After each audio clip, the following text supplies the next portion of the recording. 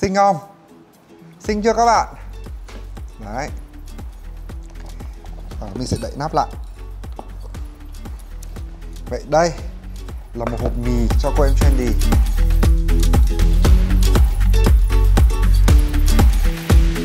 Xin tất cả mọi người, chào mừng mọi người đã quay lại cả Dinology. Các bạn khỏe không? Mình tin rằng các bạn đang rất là khỏe và mình thì cũng đang rất là khỏe. Và để cập nhật tình hình cho mọi người yên tâm, bởi vì tuần trước ấy thì mình có nghỉ làm video 2 lần bởi vì mình đã bị ốm. Nhưng mà nói cho các bạn yên tâm luôn thì mình cũng chỉ ốm thông thường thôi, là bị viêm họng, bởi vì mình ngồi nhà quá nhiều và ngồi trong máy lạnh quá nhiều nên là bị viêm họng. Và đến bây giờ thì mình đã khỏe hoàn toàn rồi các bạn ạ. Mặc dù mình không muốn nói đến dịch bệnh một chút nào đâu, nhưng mà mình vẫn phải nói đến, bởi vì chúng ta đang sống ở trong một cái giai đoạn mà rất là căng thẳng. Bởi vì tình trạng dịch bệnh ở Việt Nam hiện tại thì cũng diễn biến tương đối là phức tạp, nên là chúng ta đều phải rất là cẩn thận. Nhà nước cũng khuyến khích là chúng ta nên ở nhà tự nấu ăn và hạn chế ra đường, hạn chế tụ tập nơi đông người trong vòng 2 tuần tới. Đây cũng là một cái thông tin mình nghĩ là một cái thông tin khá là buồn với rất là nhiều bạn, bởi vì các bạn đang mong được đi học này, các bạn mong được đi làm, nhưng mà tình hình như vậy thì cản trở chúng ta rất là nhiều. Và có một cái thông tin mới, đó chính là hiện tại thì cô em Trendy, em mình, đã trở về từ tuần lễ thời trang Paris. Và hiện tại thì cô em Trendy đang tự cách ly ở nhà. Mặc dù không có đi qua vùng dịch bệnh, nhưng mà Khánh Linh vẫn đang tự cách ly ở nhà. Và nó sẽ phải cách ly ở nhà trong vòng 2 tuần.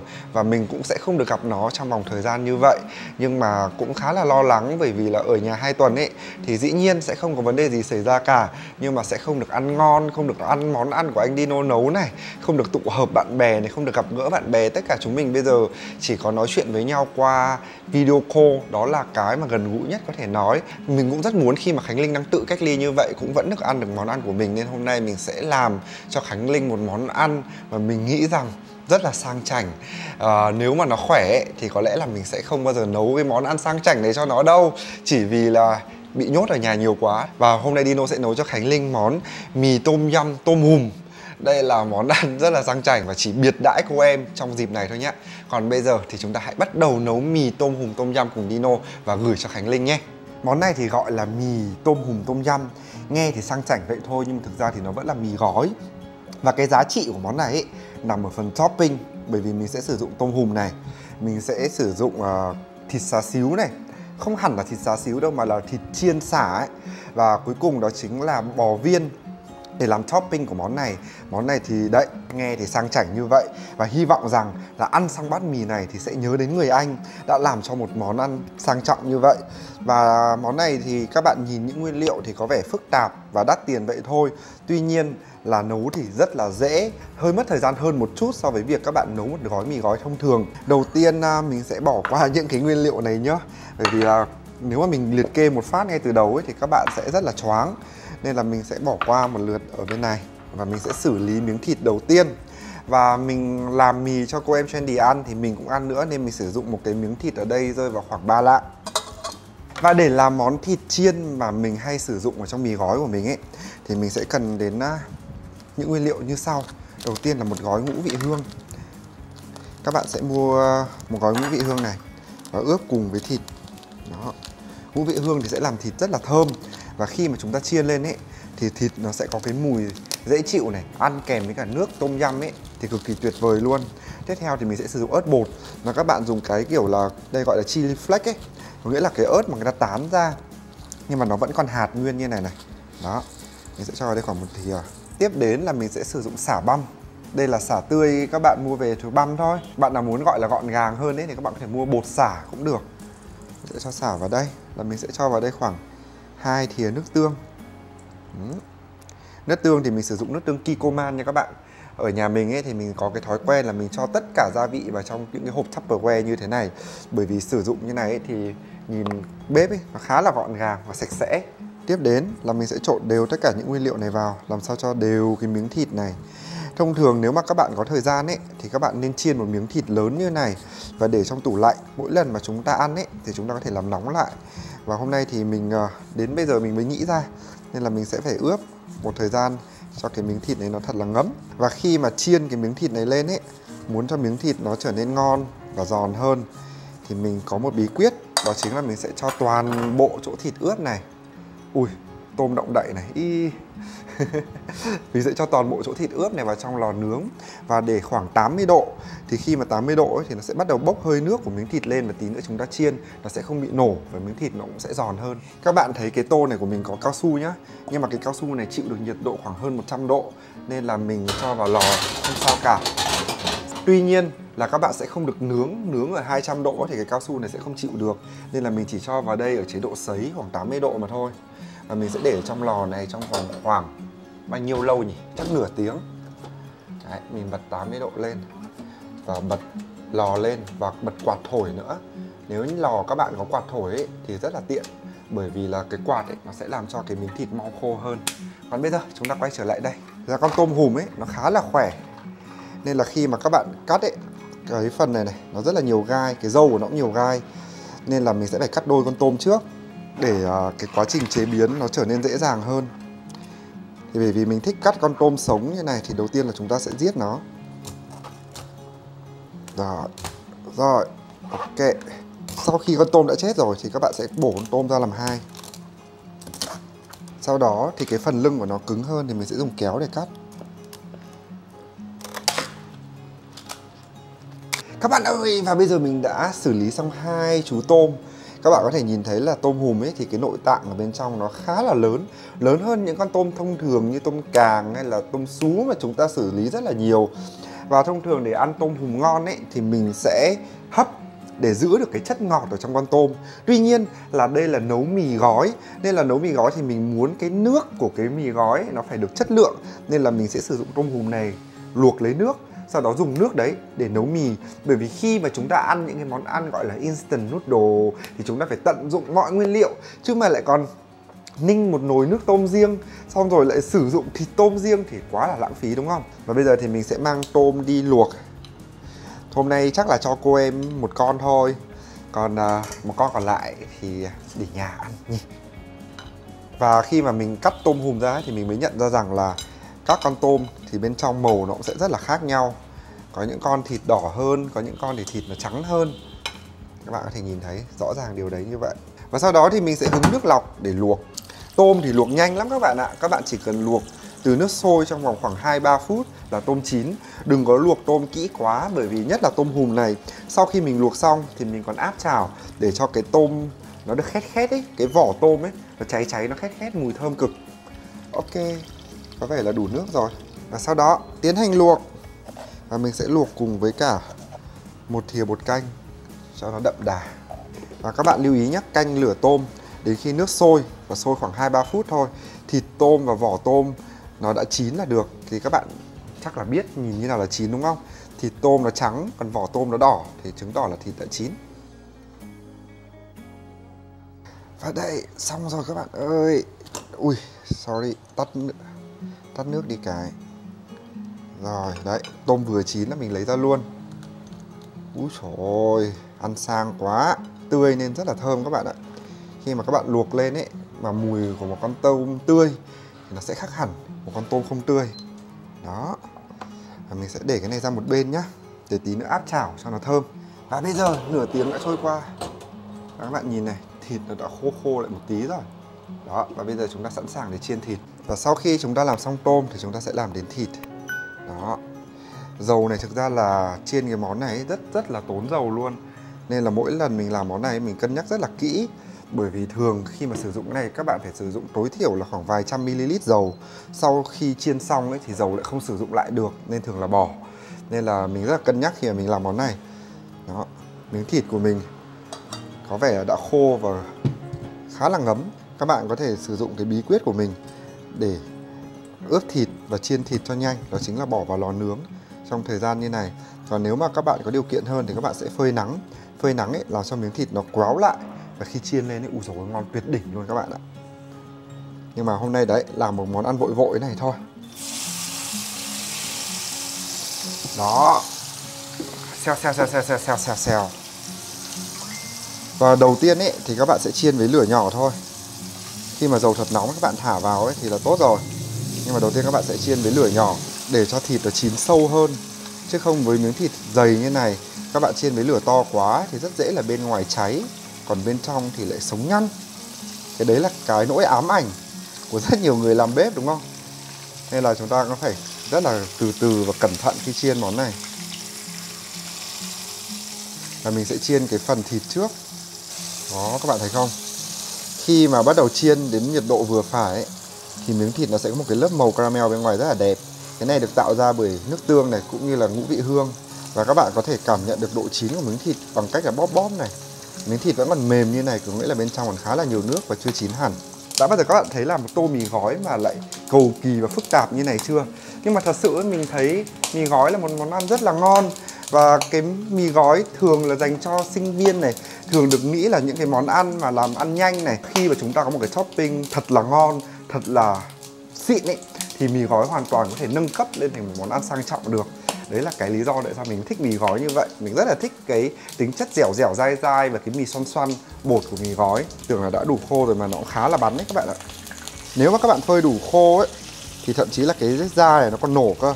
Nhưng mà với cái việc là ăn trong bát mì, ăn trong nước ấy, thì mình thấy cái da nổ nó không hợp lý lắm. Nó rất là dễ bị ngấm nước, và khi mà ngấm nước nó bị nhũn nhũn ấy, nên là mình sẽ không để nó khô đến mức như vậy. Hôm nay mình chiên đã là tiết kiệm dầu lắm rồi các bạn ạ. Bình thường đấy, chiên cái miếng thịt này mà thật ngon ấy là các bạn phải ngập ngụa trong dầu luôn ấy, giống như luộc ấy. Nhưng mà hôm nay tiết kiệm dầu vì có một miếng thịt này thôi, dùng gần đấy dầu thì lãng phí lắm. Và mình sẽ để mỗi mặt trong vòng khoảng 3 phút nữa cho nó chín sâu hơn. Nếu mà hôm nay có cái nhiệt độ kiểu dạng chọc vào bên trong ấy, thì mình có thể xác định được là miếng thịt nó đã chín hay chưa. Các bạn chỉ cần đo ở giữa miếng thịt nó rơi vào khoảng 80 độ thì là miếng thịt đã chín. Và khi mà các bạn thấy nó gần chín ấy, các bạn thấy không? Miếng thịt nó không còn lỏng nữa, nó khá là chắc. Nhưng mà mình vẫn chưa chắc là nó đã chín bên trong hay chưa. Và sau khi đủ 3 phút mỗi mặt, tổng cộng thời gian chiên của mình nó sẽ rơi vào khoảng 15 phút. Tổng cộng thời gian chiên mình sẽ rơi vào 10 phút. Và sau đó thì mình sẽ tăng lửa lên thật to để chiên nốt lần cuối.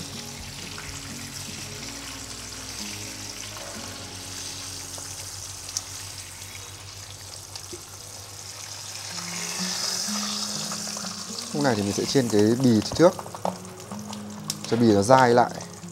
Khi mà chúng ta cắt mỏng và cho vào đĩa mì thì cực kỳ ngon.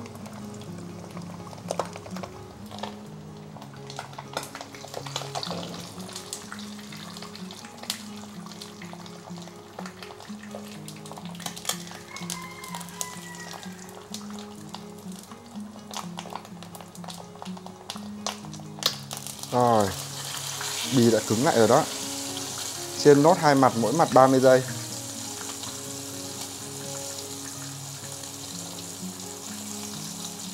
Rồi.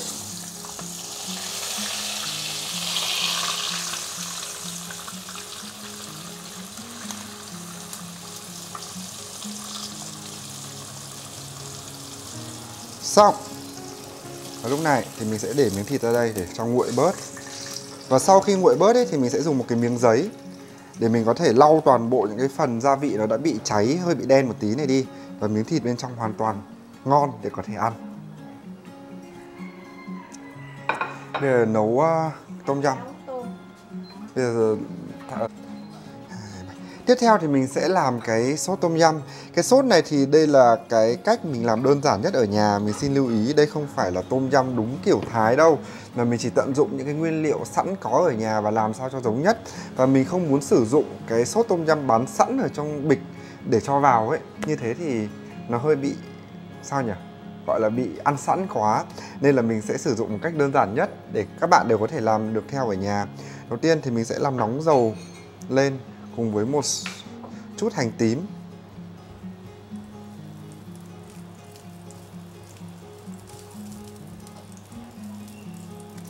Các bạn sẽ phi thơm hành tím lên. Sau đó là với chỗ tôm luộc của mình thì mình sẽ áp chảo. Cái công đoạn áp chảo này thì sẽ giúp cho thịt tôm chắc hơn, cũng như là mình sẽ lấy được một số cái mùi của cái vỏ tôm ấy.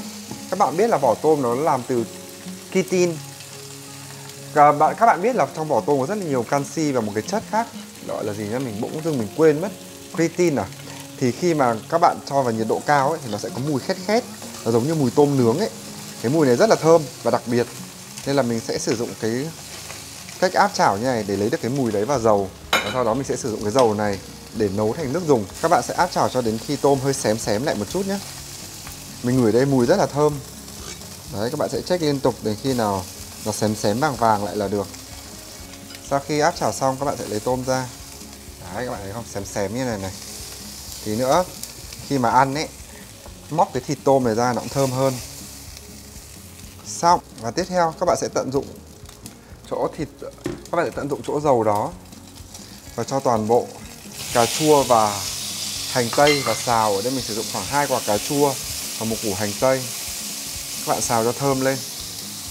Ở đây thì có một chút gạch tôm, lúc mà mình mổ con tôm ra ấy thì nó còn, mình sẽ xào cùng luôn. Các bạn sẽ xào cho đến khi cà chua ra màu. Tiếp đến các bạn cho xả vào khoảng một chút giềng, củ giềng ấy, và một chút tỏi nữa. Và khi mà mùi tôm cháy nó kết hợp với cả hành, tỏi, cà chua, giềng, xả này thơm cực luôn. Và các bạn xào một lúc thấy bắt đầu tiết ra các chất rồi thì các bạn sẽ cho vào đây, vào nước luộc tôm, và đun cái nước luộc tôm này lên cùng với tất cả những nguyên liệu mình đã xào ở đây, cùng với 2 quả ớt. Và đây là nước cốt me, mình lấy khoảng 50g me cho vào nước sôi, sau đó lọc vào nước cốt, cho tất cả vào đây, cùng với khoảng 3 thìa nước mắm nha. Và sau đó các bạn sẽ cho vào đây khoảng 1 thìa sa tế tôm nhé. Mình dùng sa tế tôm của Cholimex. Các bạn có thể xào sa tế lên, nhưng mà đối với mình sa tế xào lên mùi hơi bị nồng quá nên mình sẽ cho vào đây. Và các bạn sẽ đun cái nước này trong vòng khoảng 15 tới 20 phút cho tới khi mà hành tây và cà chua nó mềm và nó tiết ra chất ngọt thì là được. Và cái này là optional, có nghĩa là tùy ý các bạn nhé. Bởi vì là nếu mà bạn nào mà muốn ăn tôm yum nó nước béo một tí thì chúng ta sẽ cho một chút nước cốt dừa vào. Các bạn nào muốn ăn nước trong thì như này là đủ rồi. Và mình sẽ để hộp nước cốt dừa ở đây và chờ nước xong đã.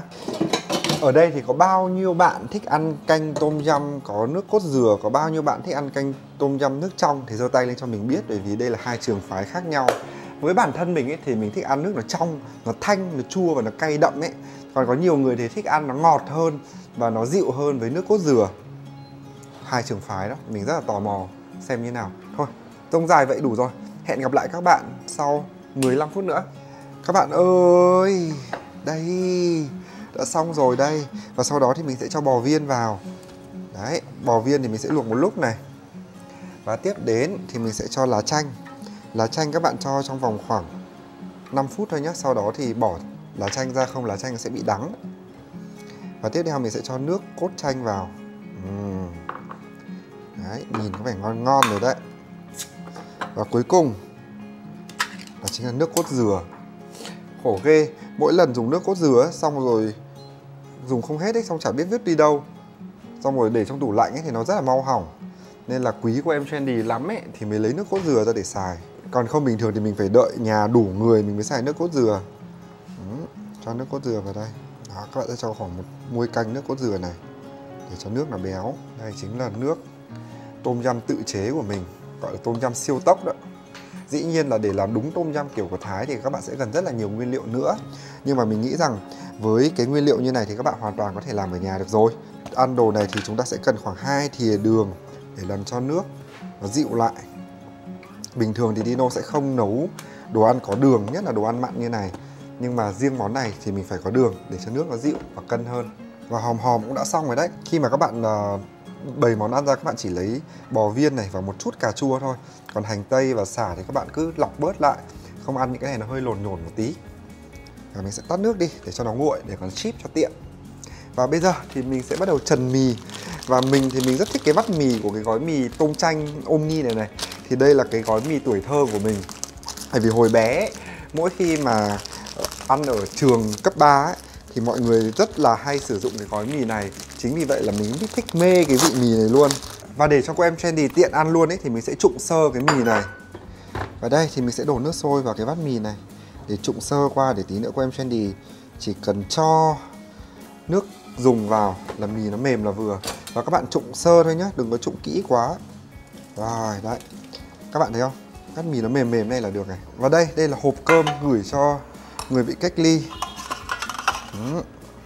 Đó, mình sẽ để một bát mì vào đây. Và bây giờ thì mình sẽ cắt thịt xá xíu. À, sorry, thịt chiên, thịt heo chiên của mình. Các bạn xem nhá. Đó. Các bạn sẽ cắt miếng thịt rất là mỏng như này.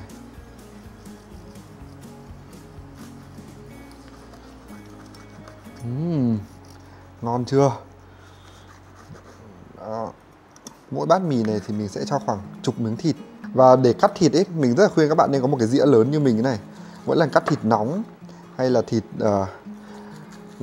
để cho đồ ăn ấy thì cắt này rất là tiện và nhìn nó rất là hấp dẫn, đúng tiêu chuẩn nhà hàng. Sau đó thì mình sẽ xếp các miếng thịt này vào đây.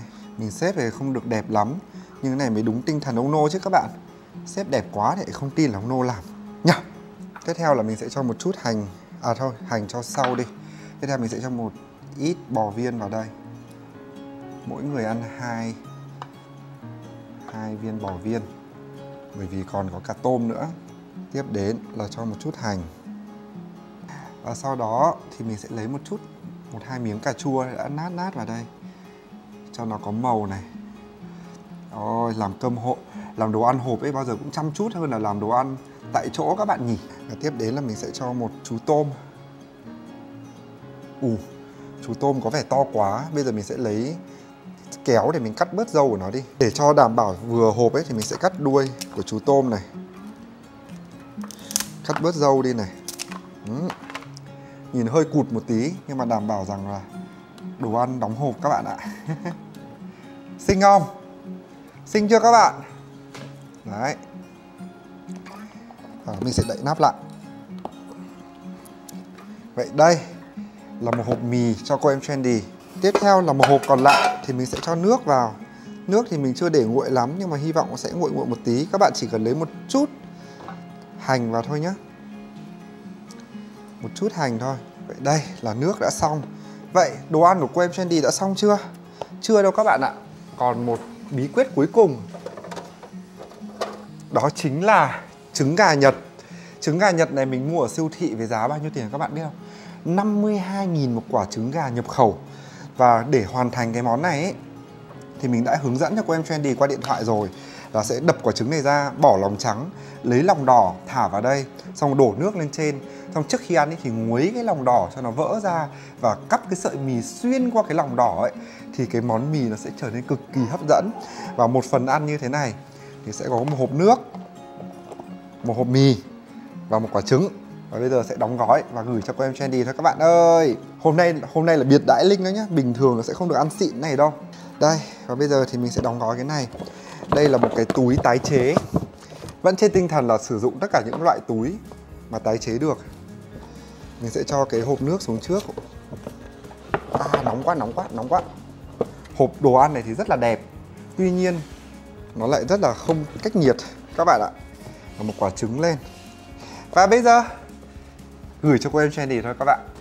Mình quên mất, còn có một người gửi quà cho Linh, đó chính là Kendall. Kendall đã gửi cho Linh một hộp Nama Chocolate. Có nghĩa rằng là sau khi ăn mì xong thì ăn sô-cô-la là vừa đẹp. Và Kendall đã gửi cho mình để nhờ gửi cho Linh trong chuyến hàng tiếp tế lần này. Và hy vọng rằng Linh sẽ thích.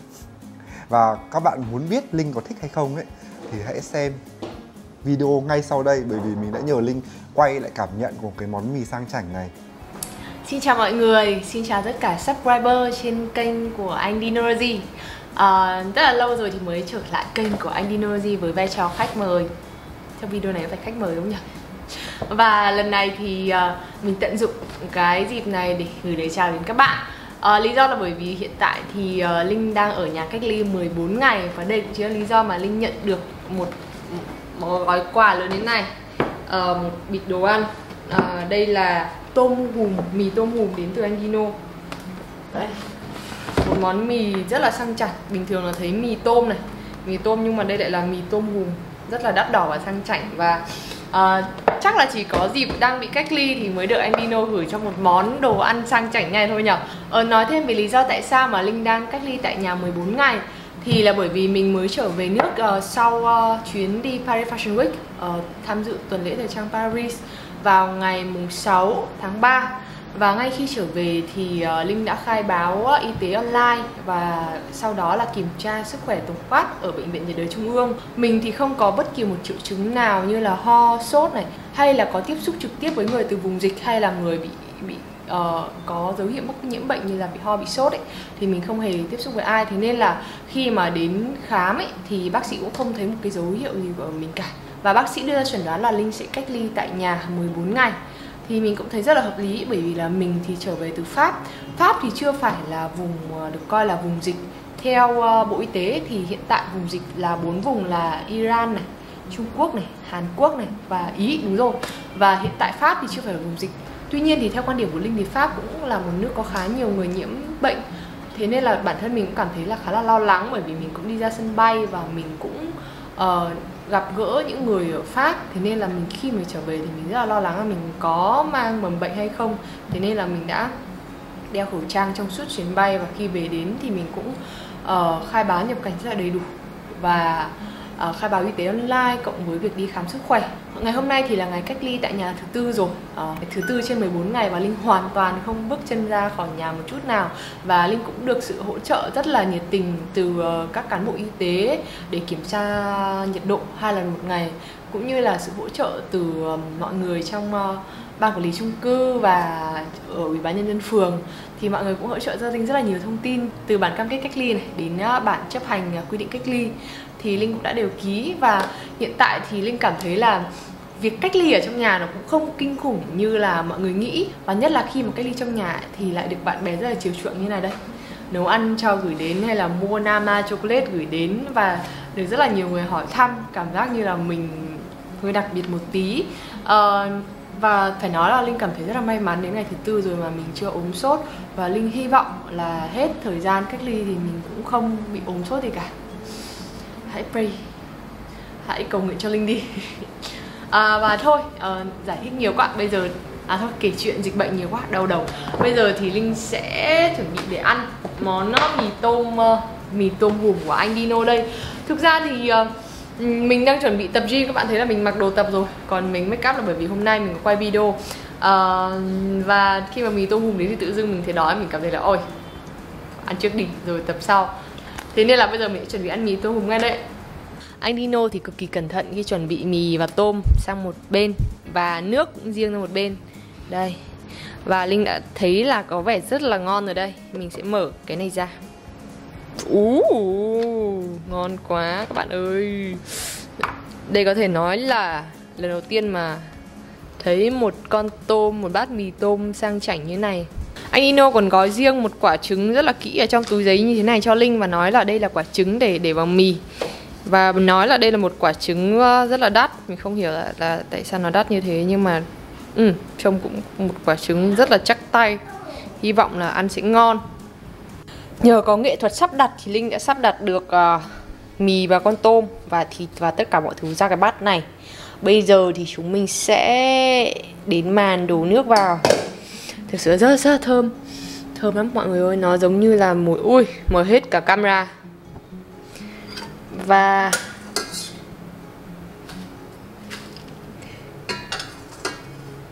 hình như là mình đã làm cho nước không đủ nóng lắm. Hẹn gặp các bạn quay trở lại sau 1 phút Linh hâm nước nóng thêm. Một bát mì quá là ngon luôn. Phải nói là mặc dù qua video các bạn không thể cảm nhận được, thế nhưng mà mùi ở đây rất là thơm, rất là thơm. Cảm ơn anh Dino rất là nhiều. Sẵn sàng để ăn rồi đây. Mình đã bỏ quên phần quan trọng nhất là quả trứng đắt tiền của anh Dino. Và xin lỗi các bạn, thì mình đã làm vỡ cái lòng đỏ rồi. Thực sự là nấu ăn không dành cho mình, và xin lỗi anh Dino. Nhưng mà chắc là nó vẫn ngon thôi. Và các bạn sẽ đón chờ những phản ứng đầu tiên của Linh khi mà ăn bát mì tôm siêu sang chảnh của anh Dino. Không biết bắt đầu từ con tôm hay là từ sợi mì trước. Thử nước đi. Bị chua cay, chua nhiều hơn cay, khá là đậm vị ngọt. Đây.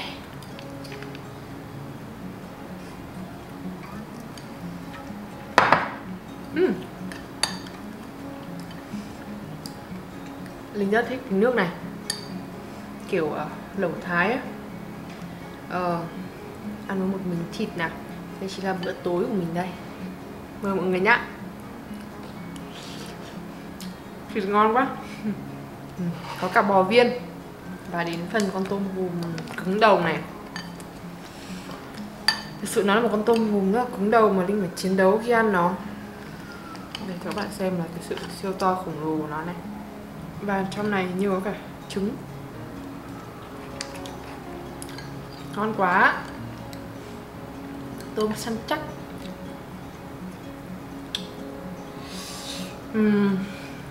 Đến đoạn ăn hơi cục xúc một tí chiến đấu con tôm này thì Linh xin phép cắt đi nha.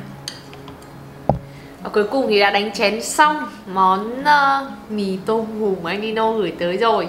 Và Yoyo cũng được ăn một tí. Yoyo cảm ơn chú Dino, lần đầu tiên ăn tôm hùm trong đời. Và bên dưới này thì Linh đang che giấu một cái bụng khá là mỡ ở đây, và cũng không muốn khoe cho các bạn lắm. Thế nhưng mà Linh nghĩ là ăn xong bát này thì chắc cũng phải đến 1.500 calo, là ít, đôi khi 2.000 calo dùng cho cả một ngày. Mà cả ngày ở đây Linh chả làm gì cả, chỉ ngồi đọc sách hay là quay video, không có hoạt động thể dục thể thao nhiều. Thế nên là ngày hôm nay chắc chắn là phải tập gym lúc 9 giờ tối rồi. Và một lần nữa cảm ơn anh Dino.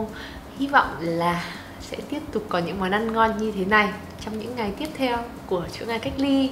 Và tạm biệt tất cả các bạn. Và các bạn subscriber của anh Dino ơi, nhớ ghé qua kênh của cô em Sandy để update những video mới nhá. Trong thời gian cách ly này thì Linh cũng sẽ làm rất là nhiều video để gửi tới các bạn đấy. Bye bye. Vậy là vừa rồi thì mình đã làm xong món mì gói sang chảnh để gửi cho cô em Trendy Khánh Linh. Hy vọng rằng các bạn vừa xem nhận xét của Khánh Linh ấy là nó thích cái món này.